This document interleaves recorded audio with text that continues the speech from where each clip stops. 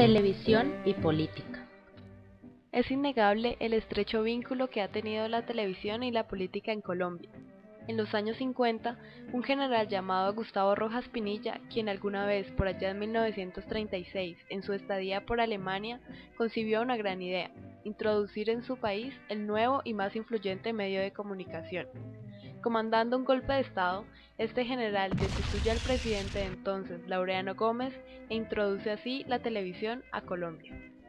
La celebración del primer año de este gobierno militar, el 13 de junio de 1954, coincidía con la inauguración oficial de la televisión, conteniendo así un trasfondo político bastante fuerte, ya que, aunque aparentemente fuera con fines culturales, dicha inauguración fue realizada en un marco político evidente, convirtiéndose así en el medio de difusión y propaganda de la gestión del gobierno de la época. Este inicio de la televisión marcaría una historia ligada a la vida política del país. Un ejemplo de esto es el largo dominio del servicio de televisión por parte del Estado como único dueño, en donde se dirigieron los contenidos hacia las necesidades de los gobiernos. Esto delinearía la tensión existente durante muchos años entre lo público y lo privado, entre el dominio y la adjudicación en el sistema estatal inicialmente y mixto más tarde de la administración de los espacios en televisión. Otro hecho reflejo de la relación entre televisión y política es la amplia difusión y convocatoria que han tenido los partidos y grupos políticos al utilizar este medio, haciendo uso de espacios como los noticieros y los programas de opinión con fines propagandísticos. En especial, los noticieros entre las décadas del 70, 80 y parte de los 90, que mostraban una clara politización al ser producidos por personajes de la vida política nacional, representantes de los partidos políticos más prominentes. Incluso llegaron a estar divididos en cierto número de noticieros liberales y cierto número de conservadores. Aunque pudiera parecer un sesgo, esto permitió a su vez facilitar el diálogo político y el pluralismo informativo. Con la Constitución de 1991, que estableció la libertad de creación de medios de comunicación, nacen los canales privados. Ese dejó de lado el protagonismo y control estatal del medio y entraron en juego los grupos económicos más fuertes del país, generando una aparente despolitización de la televisión. Sin embargo, las tendencias siguen vigentes y no se puede desligar del todo la política de la televisión en Colombia. La televisión entre lo cultural y lo comercial. Desde los orígenes de la televisión en Colombia se presentó el dilema entre la tendencia hacia lo cultural o hacia lo comercial. La televisión, como estaba planteada en sus inicios, debía tener una misión muy enfocada a lo cultural.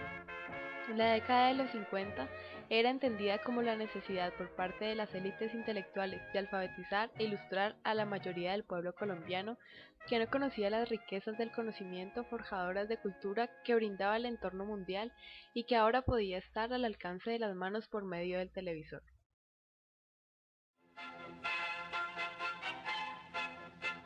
En esta ocasión se inaugura oficialmente el servicio de televisión educativa para todo el país.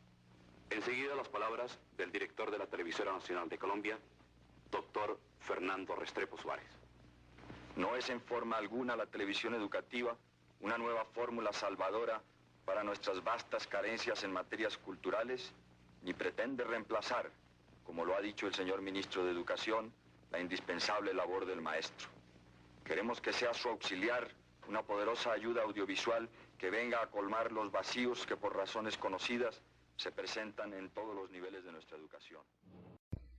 Por su parte, lo comercial se entendía como la contraposición de lo cultural, aquello que viciara el objetivo educador de la televisión con las lógicas de producción capitalista y su relación con la publicidad, convirtiendo al medio de comunicación en un instrumento publicitario, relegando la tarea de culturizar a las masas incultas de la nación.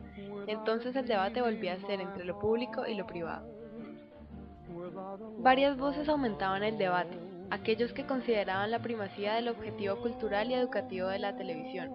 Aquellos provenientes del teatro planteaban que hacer televisión debía ser considerado como arte, y por otra parte estaban las voces de los empresarios y comerciantes que veían en la televisión el medio propicio para crear industria, comercializar sus productos, que estimulados por sus motivaciones privadas pautaban a la conjugación del interés del público, inclinados a la diversión y el entretenimiento y el éxito de programas como producto comercial.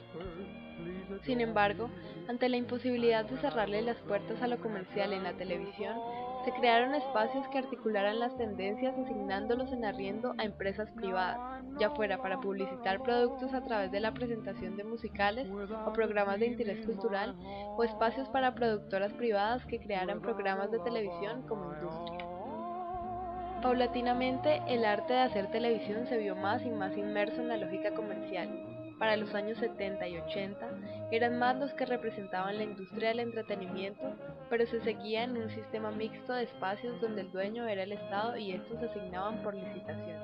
En los 90 se hizo evidente la inversión de capital privado en función de adelantos tecnológicos y calidad en la producción, además de la puerta que la Constitución abrió a la creación de medios privados, con lo cual nacen los canales de los emporios económicos del país. Y finalmente, observamos el panorama actual en el cual los canales y productoras privadas del país han entrado en las dinámicas de lo global, haciendo alianzas con las grandes cadenas televisivas del continente americano.